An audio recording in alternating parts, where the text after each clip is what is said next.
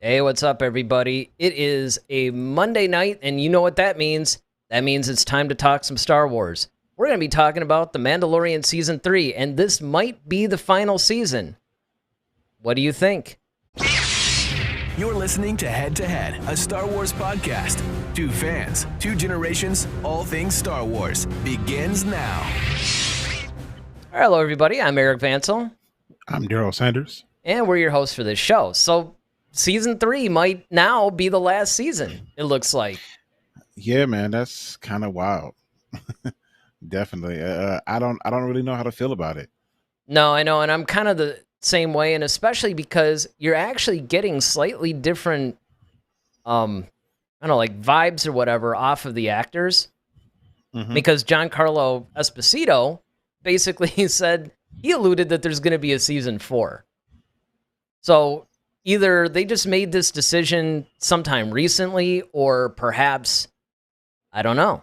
But what was the background of this? Do you know pretty much like why or how this came about? I know there was a report or something that pretty much came to be. Yeah, I mean, I think it was, I think it was in Twitter. I think it was on Star Wars only Twitter page. I Hmm. think they alluded to something about that this being the final season of the whole Mandalorian uh, saga. I guess I can't know if I can call it a saga, but I guess the story arc. However, they did say that this show would be like not necessarily the show, but the characters Grogu and Mando would be featured in other shows like Rangers of the New Republic Right. and the Ahsoka series. Right. Well, I mean, let's basically get into this thing a little bit. So, if this really truly is the final season for the Mandalorian period, Hmm. do you think that it's actually, because this is really what I think the whole crux of this show should be about, and that is, do you think that this is something that is good? Because we definitely know that when a show overstays its welcome, you start to get more filler episodes. They start to not know really where to go with the whole show. Hmm. And we've seen it a million times where shows basically overstay their welcome. You know, they start out really strong and they're really good, and then they get really bad very quickly because they just, quite frankly, run out of ideas. But since the show's making money, they keep it on the air, and sometimes they keep it on the air beyond what is natural. Hmm. But the other side of that, though, is do you actually think that even though, yes, they could take your Din Djarin and your Grogu, um, really, Grief Karga, any of these guys, and they can have them appear in other shows, and you can even make an argument that you can continue their stories there. But my question is, do you actually think, in your opinion, and then of course I'll give mine, do you think that this show really has truly run out of story? Now I Well, know I'll put it. before you say that though, let me just set this up for you, just one more little sentence, because I think this is important, and that is, I know we don't know what's going to happen in season 3. And that could be certainly what you open with is, well, it depends on what goes on with season 3. Hmm. So we'll have to keep that in mind. Yeah, so I could see why season three could be the final season of Mandalorian. I can see a slight possibility of it continuing, for the simple fact of this: since we've, you know, followed Din Djarin's character, it's like, okay, since pretty much day one, it's been he and Grogu, right, for 2 seasons now. So it's like, all right, now that Grogu's gone off with Luke, it kind of like, all right, now we got to go back to Grogu. It's weird because it's kind of him without his sidekick now. See, when we first got introduced to the Mandalorian at Celebration, right, we just saw him, and we Right. just thought it was just the adventures of him. Hmm. But now we've gotten this whole attachment. I guess that's why the Jedi don't like that. But we've gotten this whole attachment uh to Grogu's character, and so then now it's kind of like, all right, where do we go from here? right? Now I can understand there's great story that you can definitely tell in season 3 because there's a lot of backstory with um you have a lot of backstory with Mando in the sense of okay, maybe, and especially with him and Bo-Katan because that's kind of where we left things off. So Bo-Katan is in search, and she has found, and now it's the dark saber, and now it's in the possession of Mando. So now she has to figure out like, okay, well, how do I get this sword back without killing him in battle because I view him as a friend, but I need to be able to rule Mandalore or create the new Mandalore the way it was, based upon tradition. If you want to go that route, so there's that. But then with Grogu being gone, off with Luke, it kind of leaves a vacancy. Now Cara Dune's character, maybe she was supposed to have a greater role, but because of the whole missteps with Gina Carano, she's not coming back. So that's off the table. So now we have I can't think of his name. I'm drawing a blank right now. I got it now. Moff Gideon. So Moff Gideon, we have, there's so much to him, and we got to kind of find out what his ultimate plan is. But you can kind of wrap that up in season 3, and so then now where do you go from there? Because like I say, if you have Bo-Katan, let's say she just takes Mandalore back, or she creates a new Mandalore, and she might say like, okay, well, maybe she and Din decide to create a new Mandalore with a new tradition, a new regime, and things like that. Okay, cool, but that kind of ends their story a bit. You see what I'm saying? Like, I could see why it could end that way, but I also can see like, okay, well, as they're trying to create this new Mandalore, I can see there could be things that pop up too. Well, I But mean, once again, like the big story, I don't know what the big overall story would be for Mando at that point. well, and I think that this is what you have to look at. So up until that one poster came out with Luke and Grogu, which to me just turned everything on its head. Mm-hmm. Up until then, I assumed that what season 3 was going to be about, which is basically what you said. It's going to be Din's going to have to go, and he's got the dark saber now. And so, obviously, Bo-Katan doesn't want to kill him, but you had that whole problem that the dark saber has to be won in battle. So what do? Does he agree to go then and help take Mandalore back? There's all kinds of things and all kinds of storyline that they can do. And honestly, they could let that go for multiple seasons. You can have a multiple season arc based on that. I didn't necessarily think that the loss of Grogu was going to be, and by loss, obviously I don't mean his death, but the fact that he's gone off to train with Luke, I saw that as something where they were neatly tying up the storyline with Grogu.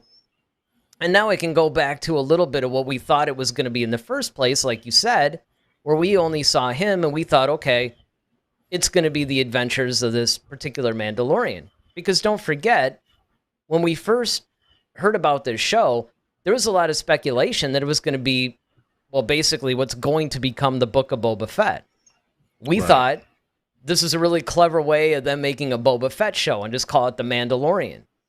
Mm-hmm. And then, of course, we found out, no, this is a different guy. It's like, okay, well, fine. It's going to take place in a post-Return of the Jedi world where we see the Empire is in kind of a disarray, and you kind of have this whole Western kind of vibe where you almost have this anti-hero lawman out, and maybe he goes off on different adventures and takes different jobs, and it becomes very similar to maybe like a John Wayne type of thing, or even sort of like the Sergio Leone westerns, like the spaghetti western type of things. So there's that.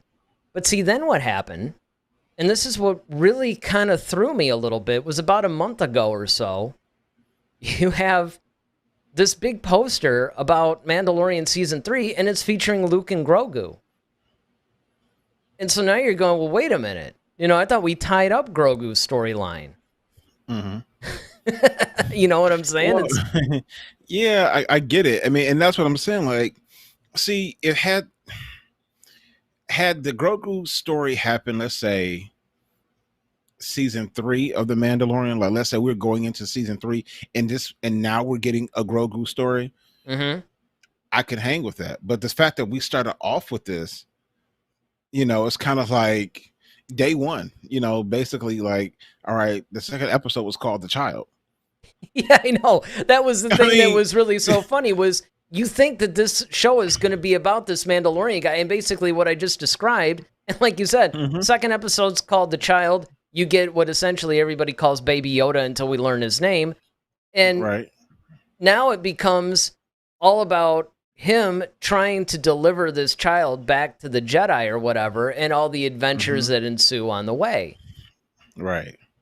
So now that becomes the focal point, and it's almost kind of like how people say your first impression, you know, be careful with it. Well, that's kind of what they did. This is our first impression was more like a kind of a second, but our real first impression of this show was like, okay, it's about him and Grogu now. So now that Grogu's gone, it's like, well, what's next? And granted, you do have some things that you still have to deal with. Like I said, Bo-Katan, you still have Moff Gideon that you have to hmm contend with. So yeah, you still have that plot story, and you can, like I said, that can take the whole series. I mean, the whole season by itself. Fine, I'm okay with that.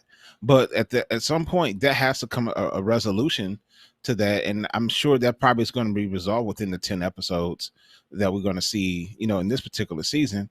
So then now it's like, where do you take this character of Mando? I mean, you could have him, like I said, starting to help Bo-Katan reestablish Mandalore, or maybe he just kind of like lets her have Mandalore and he rides off into the sunset and just goes back to bounty hunting or something like that.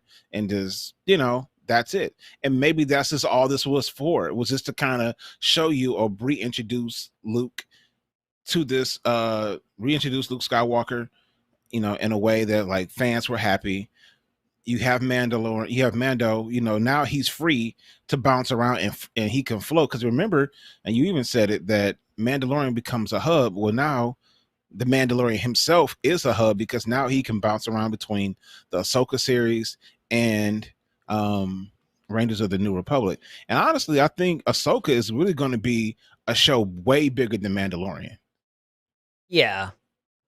I mean, I could see that only because she's an established character. She's gone through multiple series. Mm-hmm. Obviously, there's more love for that character. The biggest problem I think that happened with The Mandalorian is you had a situation where you you introduce this character in Grogu that Mm-hmm. becomes a runaway hit, and that's cool because on one hand that made the show a hit. The problem Mm-hmm. though is that the character you really wanted to be the breakout character in this thing? Because you take him away and maybe you lose a good portion of the audience. Now, granted, they're probably only casual fans, but you still have to look at it if you're looking at this whole thing from a business perspective.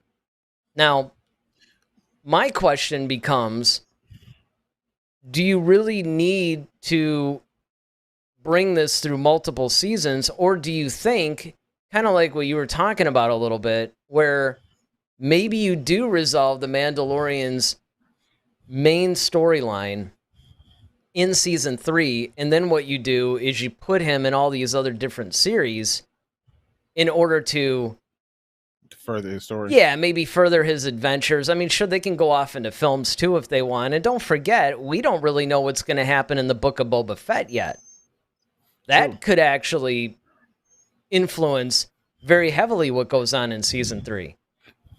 Well, I think what Star Wars is trying to do is kind of what you and I were hoping they would do. And I remember this is one of the big things for you, honestly. So I'm going to give you your credit on that. Is that you wanted to see that interweaving of stories in and out of different mediums, or not Mm-hmm. mediums, but different shows. So you have like, okay, we got Ahsoka and Mandalorian, and then maybe Mandalorian pops up in Rangers of the New Republic, and then on a mission or something like that.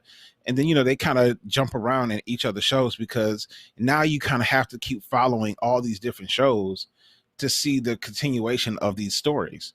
And that's kind of a smart business move if you really think about it, because now you kind of are tied to these 3 shows because you don't know what's going to happen. Right. I also feel like when you added once you added Luke Skywalker back into the mix, that changed the game. Because now fans are like, okay, I want to see this Luke.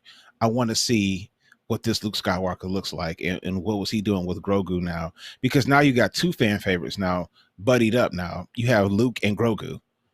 You see what I'm saying? So now it's kind of like, now we're looking at that possibility now, like, okay, well, whoa, what was that like? Because now, before, I remember it was Yoda training Luke. Now you got Luke training a little baby Yoda. So I so now never really thought of that, but that's actually a good point.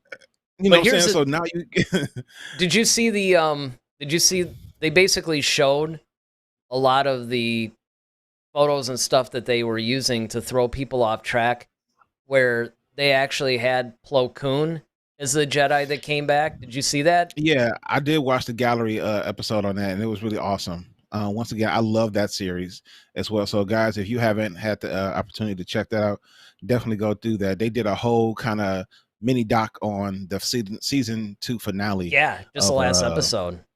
Of the last episode, yeah, and just how it came to be, and just how nervous everyone was, and like they couldn't even speak his name. I mean, it was just crazy. It was hilarious, but it was really creative. I thought it was really nice.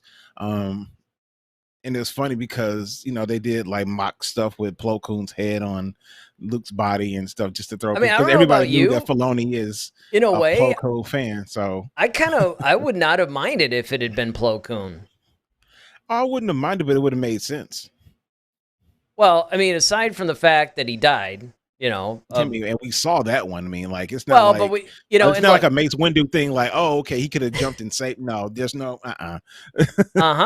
Look, if they could bring back Darth Maul, look, I'm just saying. I mean, that right there is a game changer. If they could bring back Darth Maul, if they could bring back Palpatine, very definitive deaths.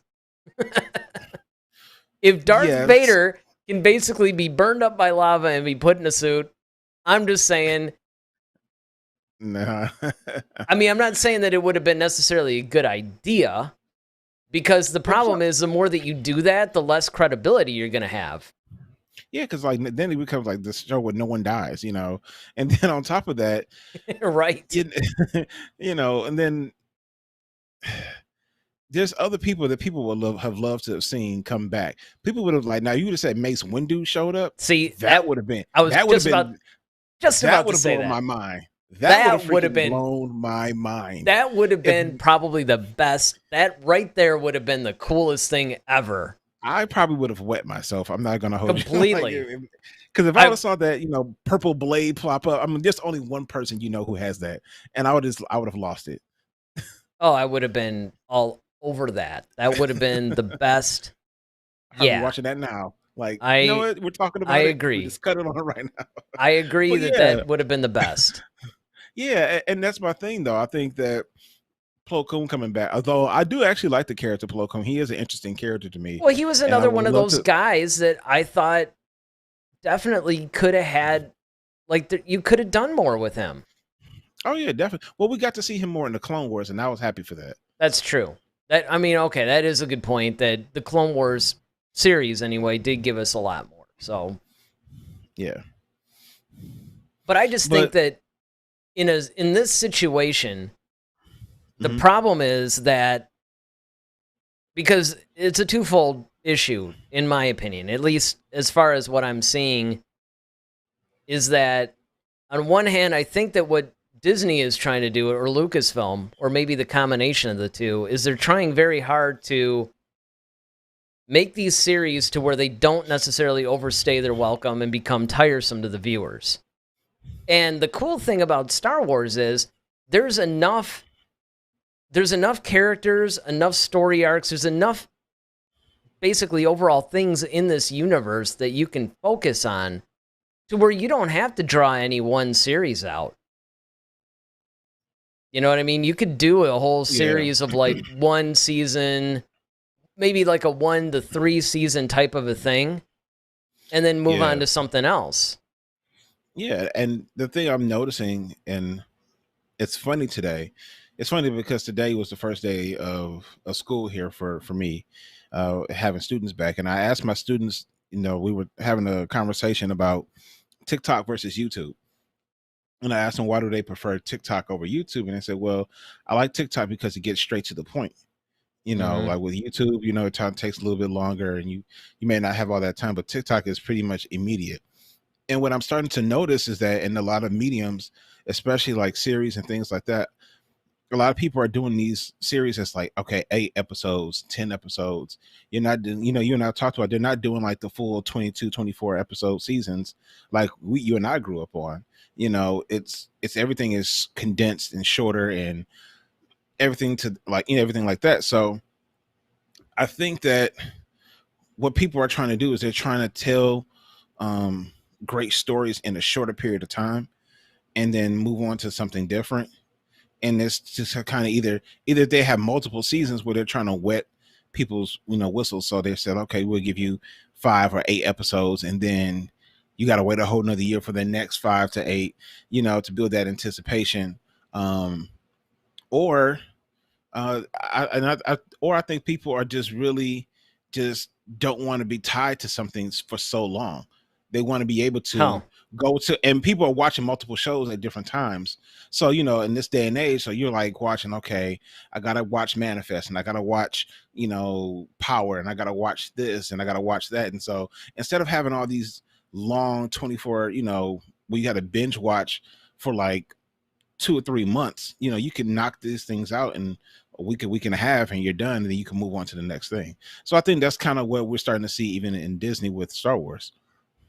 well, what I'm hoping is that this is not indicative of what I'm seeing as a greater societal problem. I Oh, it really, definitely is. I really hope that this little positive spin that you put on some of this stuff is really what Oh, it is, because you can look at both the positive and negative of this, right? The negative, of course, being that attention spans just seem to be getting shorter and shorter and shorter as time moves oh, on. And you see absolutely. this in all mediums. Music. Mm-hmm. It used to be where they were signed for like 7, 9, 12 album deals, and you actually nurtured the artists and you grew them. And Mm-hmm. there was definitely a focus on the music. And then, of course, it got knocked down to 3 albums and then 1 album. And in many cases now, it's like a 1 song thing and you're done. So Mm-hmm. you're seeing that in the music industry. Of course, you're seeing that where they're trying to spit out more of these different kinds of movies, fast cuts, fast everything. They don't linger on a scene anymore. It's just Yeah. it's just all, kinetic and chaotic and all this other It's stuff. the microwave system. It's like everybody wants a hot pocket and not an actual hot meal from the oven, and that's the way I definitely sympathize and echo your same pain, because it is becoming a societal problem, and I see it all the time. Well, and it's bad And because, I mean, even with your generation, you were still kind of at the tail end of where yeah. everything was still cool, and you actually had a scene in a movie that could actually be 2 or 3 minutes long. I Mm-hmm. mean, but Oh the yeah. flip side of that, though, and what I would say would be the more positive spin that you can put on this, is that because we're living, I think that if I go back for a second, I think that a lot of the reasons why, at least in television, and to even a degree movies, right? With movies, the only outlet that you had was the movie theater at first. Mm-hmm. And then, of course, you started, they would edit them down and show them on television. Then they started making TV movies Mm-hmm. and so on. And with television, you just had the networks. You just had the 3 channels. You had NBC, CBS, and ABC, and that was it. And those were your choices. You had some UHF stations and stuff like that too, but I mean, generally speaking, that was your choices. And cable came out, and they started making content for cable television, but it still essentially followed the same model as the networks. It just gave you more choices. Right. If you wanted to watch something, you had to tune in at 8 o'clock on this channel Mm-hmm. in order to watch it. Well, once you got a little bit of freedom from that, and you basically were able to branch out a little bit, and now you got the streaming thing to where virtually everything is on demand, it doesn't make as much sense to make these long, drawn-out series because you're not necessarily having to fill out from, September, October to May. Right. See, and that's really where I think that in a way you can actually see this as a more positive thing than the devolvement of the attention span of modern man. Because that is definitely a thing. I mean, there's no question about it that our attention spans are getting shorter, and it's actually not a good thing for society as a whole. But in this instance, when you're dealing with content for more of a television style audience, I do see that. And in a way, you can even put the spin on what they're doing is instead of making a, say, 22 episode television series, what they're really trying to do is make like an 8 to 10 hour movie. And what they're doing is they're breaking that up into parts. Right. 20, 30, 40-minute segments, but it's really telling one story. Yeah, it almost reminds you of the 40s when he had the serial series. Like you would go to the movie theaters and you actually like come back next week to see the exciting conclusion of, and that's kind of like what we're kind of going back to in a way. That is actually a great point, because that does seem, it's just that now with the way technology is, our homes have become our movie theaters. Exactly.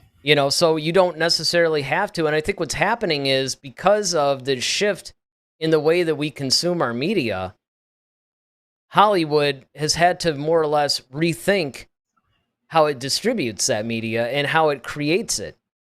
And so you still have your traditional television series, although I notice what they've done now is they'll take, say, a 22 episode, 24 episode series, or season, I should say, like a season, and they'll break it up into 2 parts, sometimes even 3. So they'll show like a bunch of episodes and then they'll have a little bit of a break. And then what the networks have been doing is then they'll throw some other like month-long thing in there, and then the show comes back to its normal time slot, goes another month. I mean, that used to drive you and I nuts when we were trying to watch Gotham. Yep. Because it's like, what? Like those breaks. Right. And it's like, we'd see like something like 3 episodes, and it's like, okay, well, it might be like January. It's like, okay, well, stay tuned for March 15th when, the show picks up again. You're like, but there was only like 4 episodes. Right. Yeah, I mean, and I think that's even when you're looking at shows like I said, The Mandalorian, people are trying to do, people are trying to do more with less. I think, and they're trying to almost do the big bang for the buck. But I definitely echo what you're saying, though, in the sense of like, yes, it does kind of limit. It's showing us that as a society we're impatient. However, and I think we're looking at more volume of content, and so like when we stop and look at, let's say when they did their whole rollout for Disney, right? And they told us like, oh yeah, you guys are getting, of course, more seasons of Mandalorian, but now we got Ahsoka, Rangers of the New Republic, and now we got a Lando series coming out, we got Andor, we've got Acolyte, we've got all, now we got Book of Boba Fett, and Obi-Wan series, and so now we have all this content, but none of it is not like probably going to be sustained for a long period of time. It's probably they're just trying to give us a lot of volume. So it's like, okay, maybe, like I said, the longest one has probably been The Bad Batch, honestly, so far. Yeah, or like Rebels, maybe. Yeah, Rebels. Because that went, actually, the Clone Wars, if you really want to be hyper technical, because that went like 7 seasons. I'm just talking about like within recent, like since the rollout, is what I'm saying. So since the rollout, The Bad Batch has been the longest. Oh yeah, right. It was 16 episodes. Yeah, it was 16 episodes. And then you got Mandalorian, and we don't know what the other shows are going to hold, but we know Obi-Wan is a limited series. We know Book of Boba Fett is a limited series. So. Well, yes and no, because remember with the Book of Boba Fett, originally that was going to be a one and done, and now they're talking about a season 2. So how limited is it really? Well, that's what I'm saying. Like, limited series to me is probably like 3 seasons, honestly. Well, but it depends on how many episodes you do in a season, though. Well, I don't know. Are you doing? I don't really know if a limited. That's actually that's really a good discussion point. Really, is how many seasons really is a limited series, because I mean, I would say 'Cause once you get beyond 2, now it becomes like when does it go from being a limited series to a short-lived series? I mean, I think short-lived would be like 1 season, limited would probably be 3. okay, here, Like, I because got okay, it. 'cause No, here's what it is. Short-lived is when it was unintentional. okay. See, Back to Yeah, You was a short-lived series. exactly. Obi-Wan, if it goes 1 season, would be a limited series because it was designed that way. It was planned that way. Okay, I see you. But, I just think that, because if you think about it, like, shows that once again, like you and I either grew up on or just really enjoyed that, so The Simpsons has been going on. They're like what season 40 or something by now. Oh, yeah, it's You like the know, longest running series ever. ever. But then you still had, like we watched Frasier. Frasier was 11 seasons. You had shows Married with Children was like what 12 or 13 seasons or something crazy like that. So, these are series that are that's to me, that's I can tell you this, that longevity. the average series is usually around 5. Yeah, and that's what I was going to say. I was going to say 5 is probably like an average, like nice bookend, head to tail.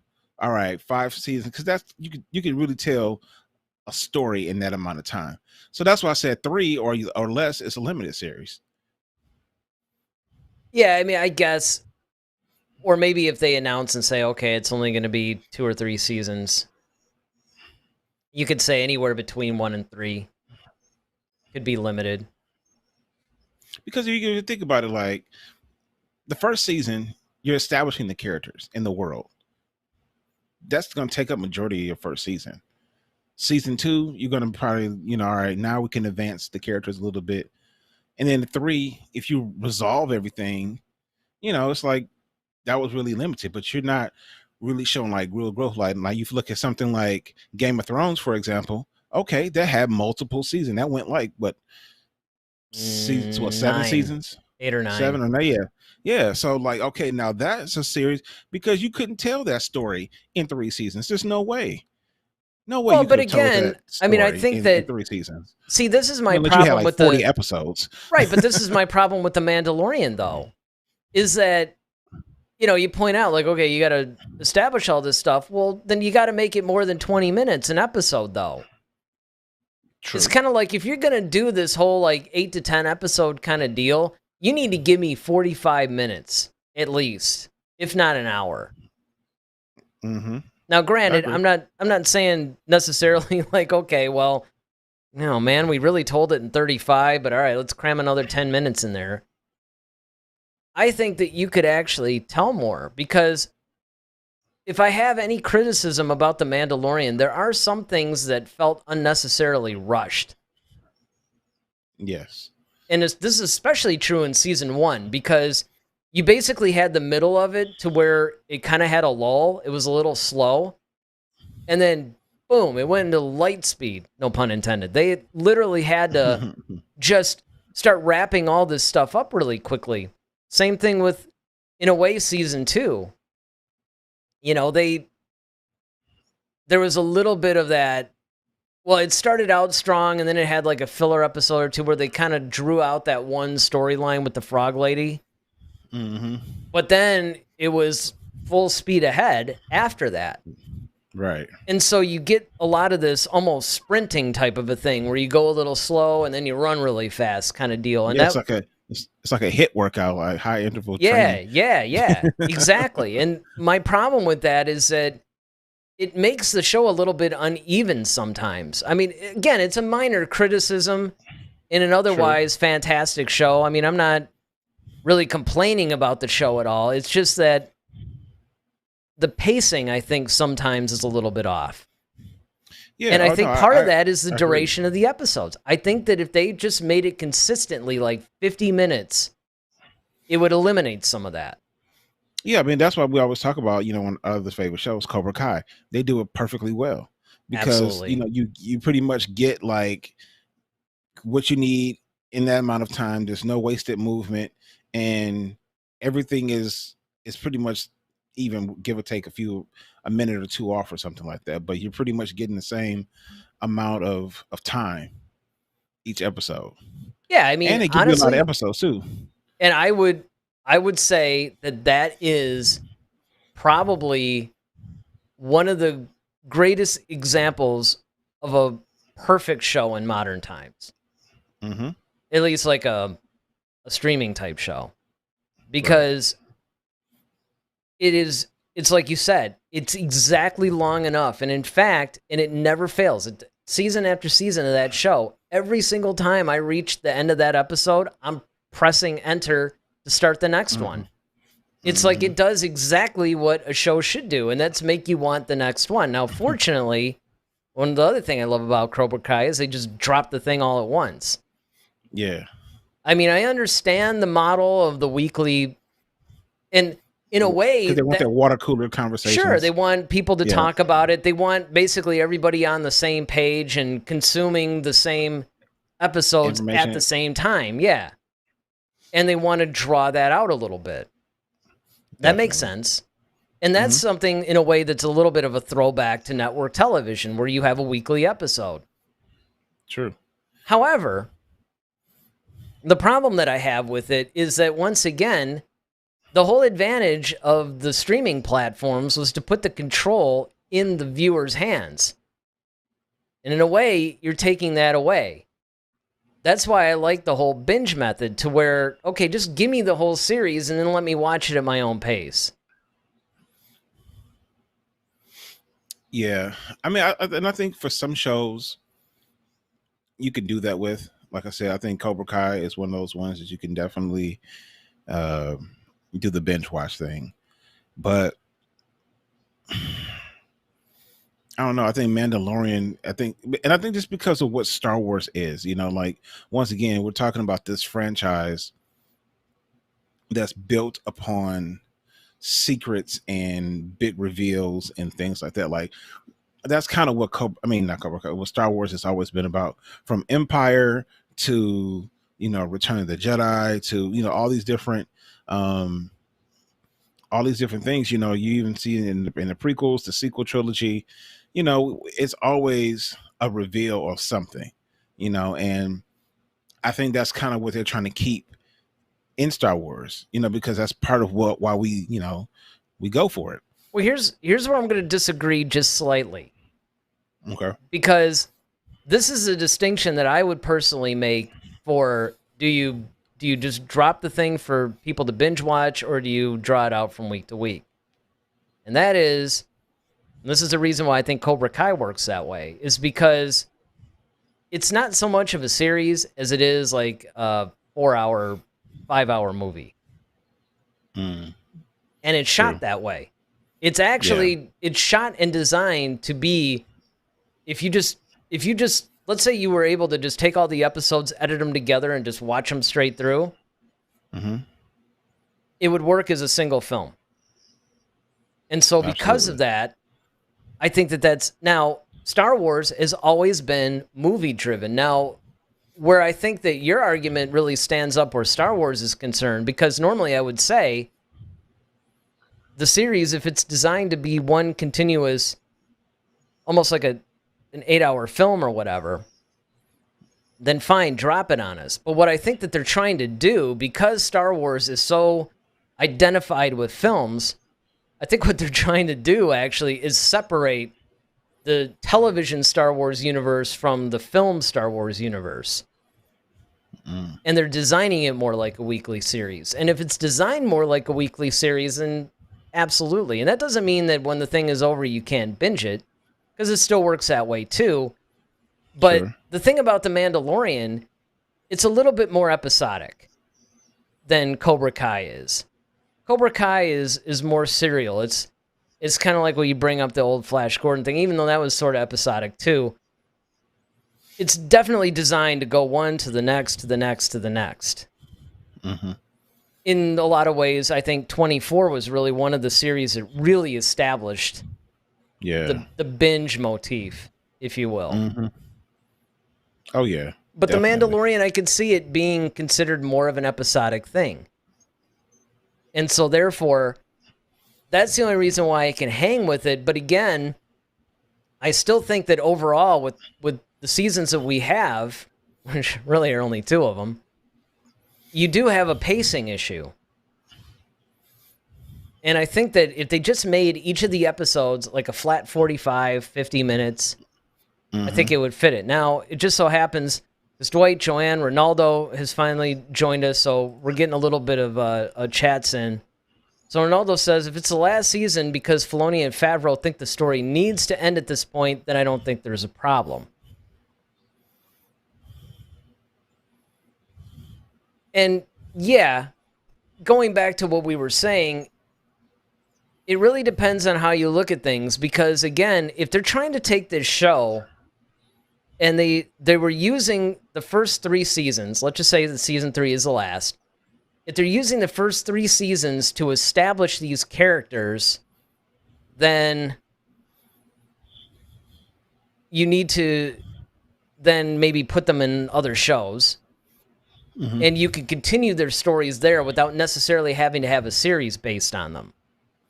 Right. That I could see. Definitely. Okay, and then Joanne basically says, I think she's saying, if you're going to have a show, could you have a show about the child? So in other words, about Grogu, Baby Yoda.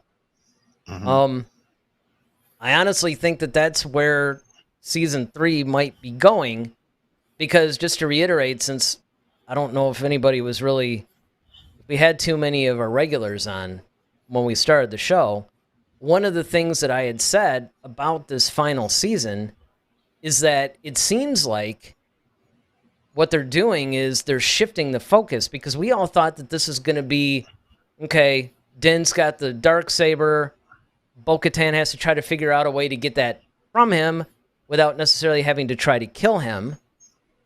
And then both of them may be going to fight for Mandalore or something. That they were basically going to take it more to the Mandalore, that kind of story arc. But then they come out with that poster that has Luke and Grogu on it. And they advertise that as season 3. Which now seems to indicate that maybe they're going to try to figure that maybe people want to see more of the Luke and Grogu storyline since they dropped that big bomb on us. So now they're going to shift it more to that. But I can't help but think that if you do that, it takes away from the title Mandalorian. Yeah, right. I mean, why call it the Mandalorian at this point? Because now he's no longer the focus of the show. And if you remember, even back earlier when Boba Fett was rumored to just be on the show, and of course it turned out he was, our biggest concern at that time was that Boba Fett would then overshadow him. Now, again, I have to say that I think that they handled it brilliantly, because Boba Fett, I think, added to the show without necessarily taking away from the Din Djarin character. And who knows? Yeah. There's rumors he's going to pop up in the Book of Boba Fett now. Yeah, I mean, like I said, it makes sense. I mean, like I said, I think that now, once we establish this character of Din Djarin, like, we've already kind of seen him grow. I can see him popping up, and I can see Grief Karga,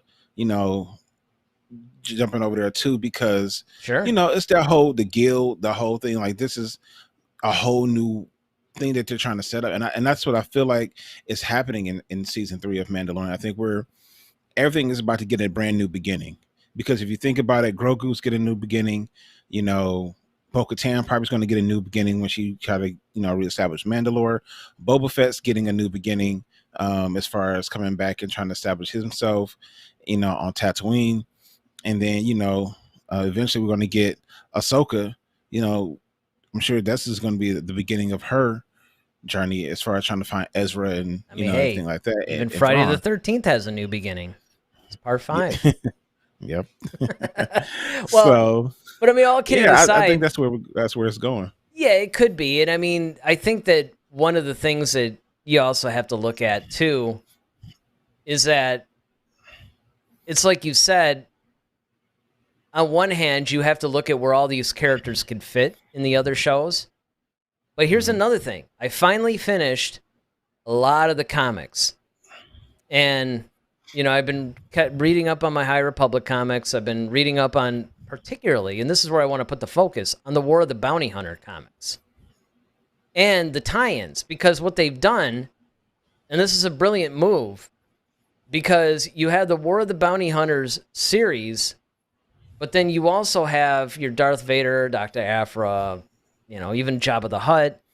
You have these individual comics, but they'll have like the War of the Bounty Hunter headline on them. And it's more like it's picking it up from their perspective. You have this big story arc about Han Solo is being auctioned off by Crimson Dawn. I mean, there's this really cool thing to where Kira comes back. Crimson Dawn's back on the scene now. She now has Han Solo. She ended up taking it from Boba Fett. Boba Fett's trying to get him back. Leia, Han, and Chewie, or I'm sorry, Leia, Lando, and Chewie are trying to get him back. And Vader is trying to take him. And so there's this big auction where they invite Black Sun, they invite the Hutts, they invite all this stuff. And then Kira, not really knowing who Vader is, because it's alluded to that she actually conquered Darth Maul. That's how they're making it sound.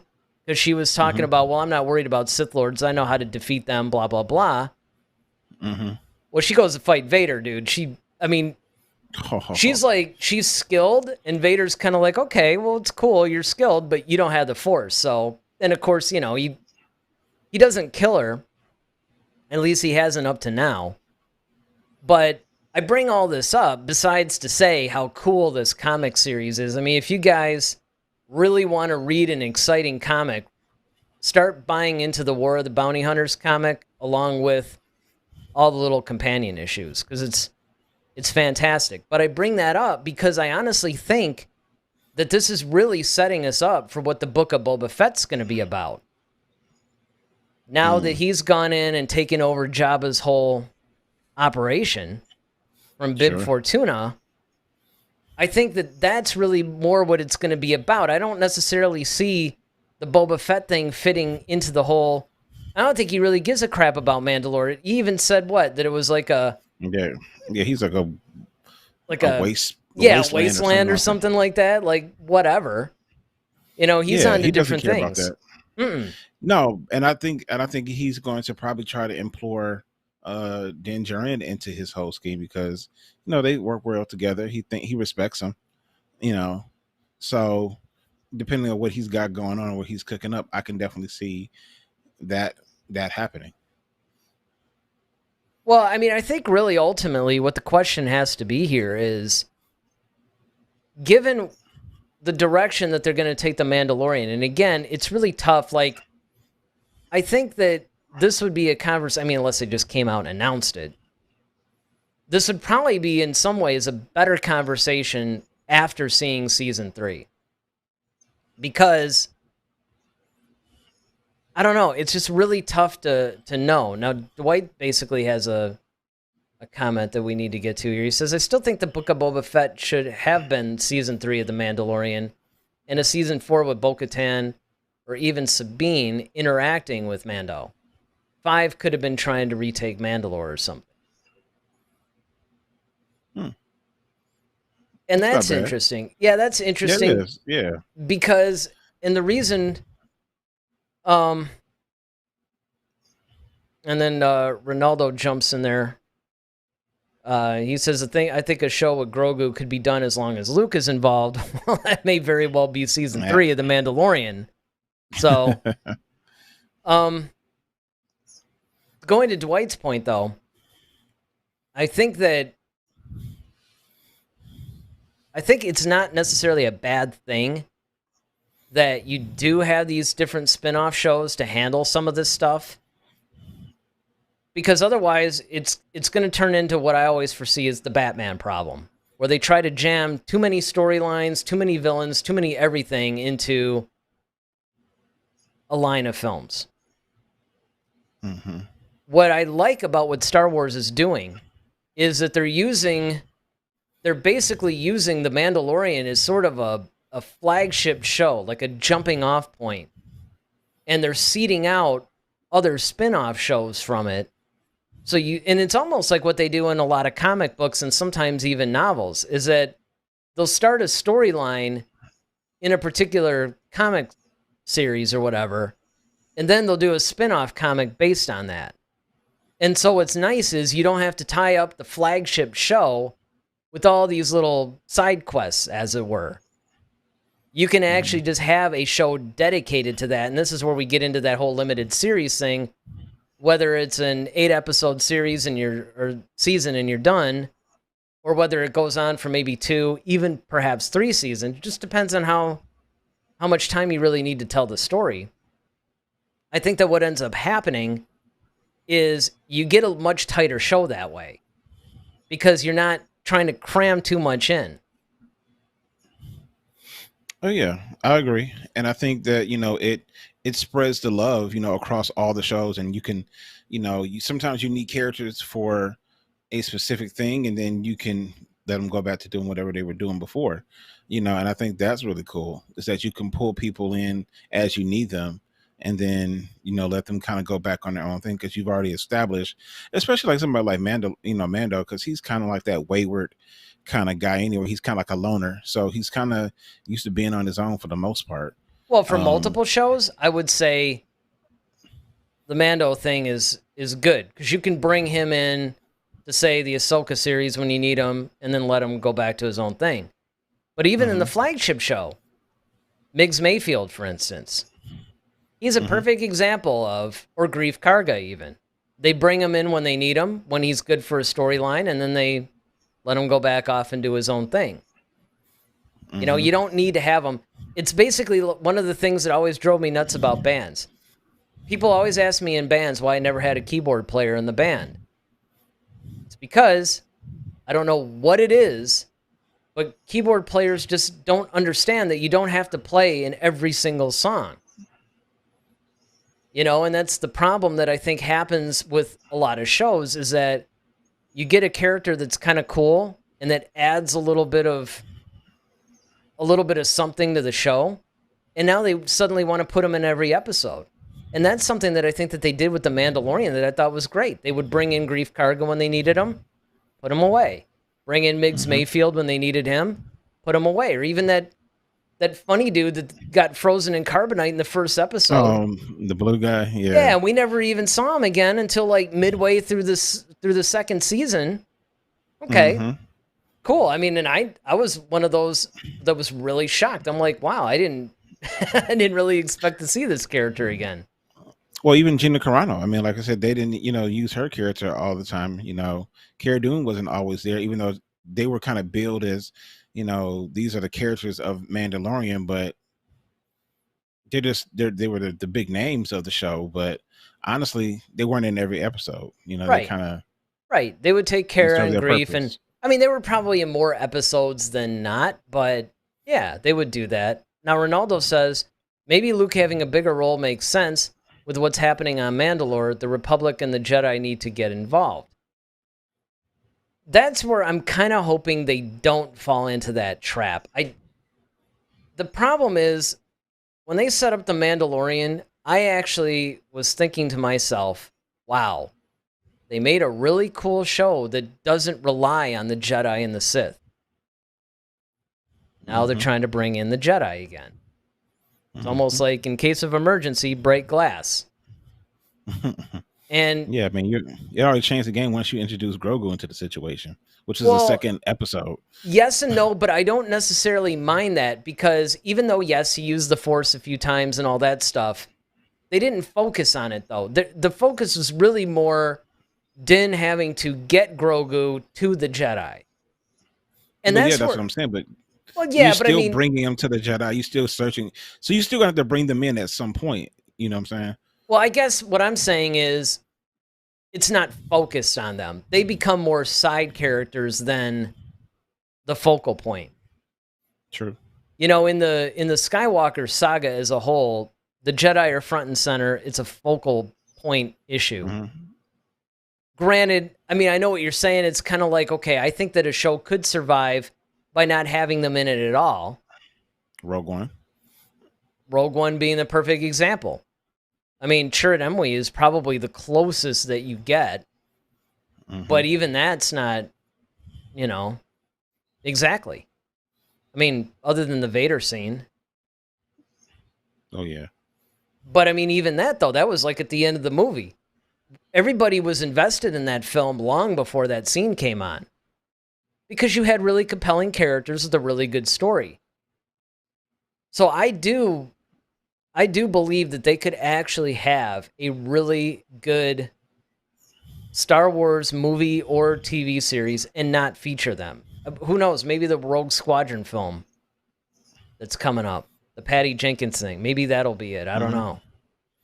But what I do like about The Mandalorian, though, is that even though, yes, you have Ahsoka in it, yes, you had Luke in it now, yes, you had Grogu using the Force, that was more like kind of a side thing. It was part of the bigger story, but it wasn't the focal point. The focal point was Din learning to maybe show emotions, learning to do, basically growing as a character and focusing on his adventures. And that's what I think is really cool. Now, Ronaldo says, I mean, maybe not 100% involved, but in a similar way, Ahsoka and the two Republic pilots appear.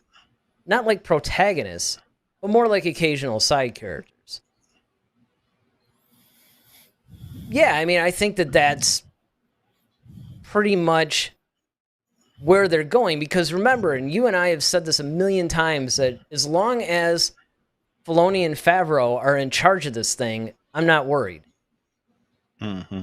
Because they're the type of fanboy that they're kind of like, I hate to keep going back to it, but that's one of the things that I love about Cobra Kai, is that you have people who are super fans of the franchise, yet don't get carried away. Because if you're part of the Cobra Kai Facebook group, you know right away it devolves into all these silly theories. Everybody is related to everybody, even though the stupid thing takes place in LA. I pointed that out a million times on the group. Guys, LA is a big place. Not everybody is related. And it's the same thing with the Star Wars thing. Remember with The Rise of Skywalker, they were instantly going, oh, what's her face? Must be Lando's granddaughter or something stupid. It's like, oh, come on. It doesn't have to be that way. And what you have in Filoni and Favreau is you have two guys who, once again, they're super fans of the franchise, but they're not silly about what they do. And unlike what J.J. Abrams did, I mean, I can't really say that Rian Johnson did it because he actually stayed away from it. I'll give him credit for that. But J.J. Abrams tried to throw in a bunch of fan service stuff. Some of it worked. A lot of it didn't. Favreau and Filoni, on the other hand, they know how to do fan service right. Yeah, I completely agree. Yeah, it's a way to do things, and I think they have, once again, it's like the Force. You have to have that balance, and I think they have a really good balance as far as how far to take things, when to bring people in. Because even watching the gallery, which I once again highly recommend everybody watch. They were just trying to figure out, like, okay, it made sense for Luke. Like, who else would show up? I mean? Like, this, listening to them talk about it, it reminded me of the same conversations you and I had. Like, well, of course it has to be Luke. Like, who else would show up? At that time. But I do agree though that if it had been Mace, oh my goodness, it would have been. Man, that just would have. I mean, I can't let it go now. I thought of it actually at the time. But since you brought it up earlier in the show again, now it's like my brain is stuck on that. Like I can see it in my head, how the whole scene would play out. Oh, yeah. On the other hand, though. Especially after we saw that fan film with with Vader. Yeah. Yeah, see. But you know what, though? Go ahead. It makes sense that it's Luke. It makes sense because one of the things that I loved about that scene was that Moff Gideon was just freaking out.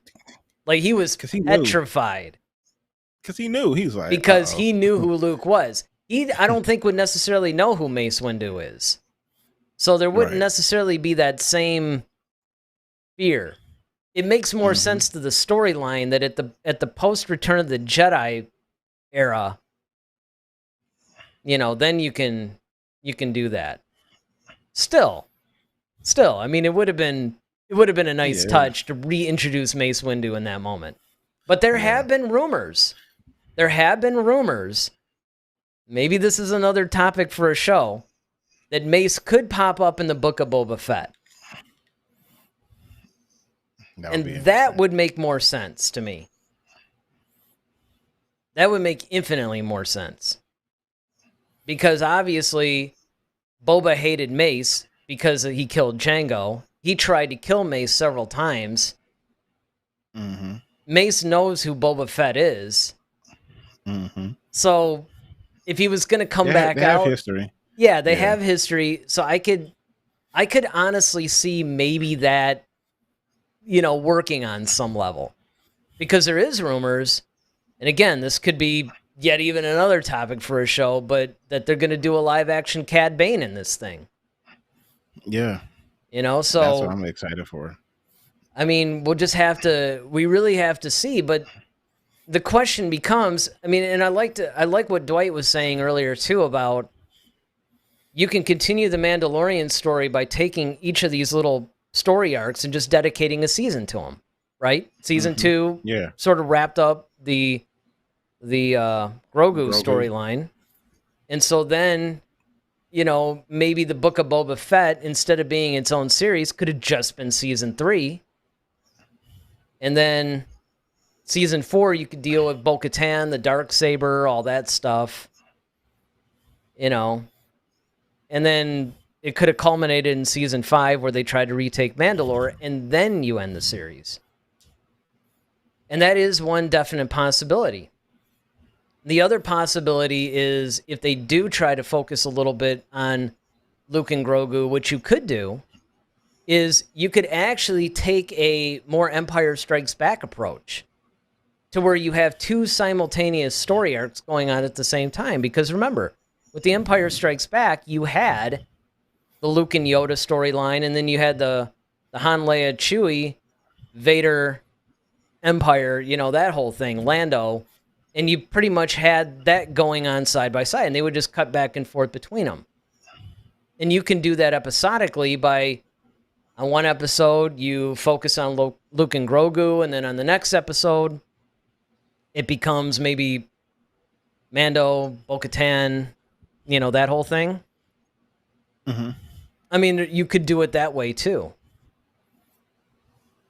Yeah, I mean, there's several ways you could always, as I say, to skin a cat.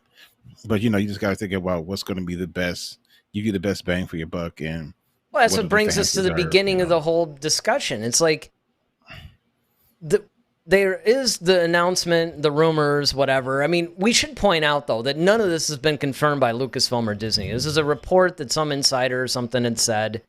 There's a conversation that's been going on. We've learned enough now to know that, look, whenever something like this pops up, you should probably at least pay attention to it. I mean, it's definitely worth discussing this. It's not something to dismiss. I mean, this is a fair discussion point. But the question still becomes, just like what we said at the beginning, this could be the final season, but should it be? And I think that that's ultimately what everybody has to look at is, should it be the final season? Or does it risk running the whole pacing problem again to where now you got to rush to tie up an entire season? Because remember, some of these episodes have only been like 25 minutes. Mm-hmm. Yeah. Yeah, I mean, I can say I could go either way, but I mean, let's do this. We're pretty much about to wrap up the show, so obviously, anybody that has an opinion, you still have a little bit of time to chat it in. Of course, you can give us your thoughts if you're watching us live. If you're watching on the rebroadcast, let us know in the comment section. Do you think that this thing should end on season 3, or do you think it should go a couple of more? So, what's your vote? My vote's going to be, and normally I would just give some very safe answer, like, well, whatever the story, Yes, the infamous whatever the story dictates thing. exactly. But I'm going Well, to whatever say, Favreau and Filoni think should happen would be good, yeah, exactly. But I'm going to say, as of right now, I'm going to say end it, but that just depends on. But I will say that's contingent upon how season 3 ends. Okay. I'm basically going to say whatever Favreau and Filoni. No, I'm just kidding. I would like to probably see this thing go 4 seasons. I'd like to see it go 4, but again, not to wuss out or anything like that, but a lot of it, I think, does depend on what they do in season 3 and what direction they go in. Dwight chats in. Dwight says, I think it should definitely go more than 3. Yeah, Dwight, but how many? Well, just give us a more than 3, 4, 12. Don't give Dwight options. I'm gonna say 4. I'm gonna say a 4 season, because I do think that if they try to go 5, and again, it really depends, because I had said a long time ago that in a galaxy far, far away, that this show should basically go as long as it needs to, but at the same time, I think it could do a lot like a James Bond kind of thing, to be honest. I mean, you have the perfect formula in the fact that you have this Mandalorian who's basically running into these situations, taking on missions. It very much reminds me of an RPG game. And in fact, I've often said that if Star Wars were to create another RPG game, it should be something to where you could choose, are you a smuggler? Are you a bounty hunter? Are you a Jedi? Are you a soldier? And pretty much the game then, whichever character that you play, you just run into all these different situations, missions, side quests, whatever, and to do it that way. So Ronaldo weighs in. He says, let it be what Filoni, Favreau, and the Force say. The 3 Fs. Yeah, but if it continues, he says, I would like a 4th season. Another F. All right. Yes, another F. 4th season. And then Dwight says, yes, it is the template of an RPG. And that's why I say that The Mandalorian could actually, if you want to be hyper-technical about it, it could almost go indefinitely. Much like a James Bond kind of thing. Now, you can argue that... Right. My name is Din. He wants a blue milk or something. No, probably not. Shaken, not stirred. Yes.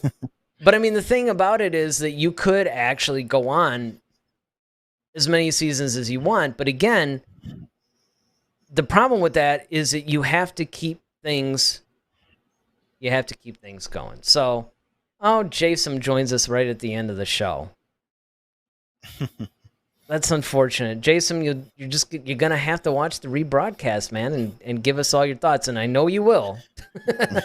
I'm ready. I'm ready for the intended paragraphs that deal with each point. Yes, the infamous yes. Jason comments that we always get that, always neatly summarize his thoughts on the show. So that's good. So again, don't forget to hit that like button. Don't forget to hit the subscribe button.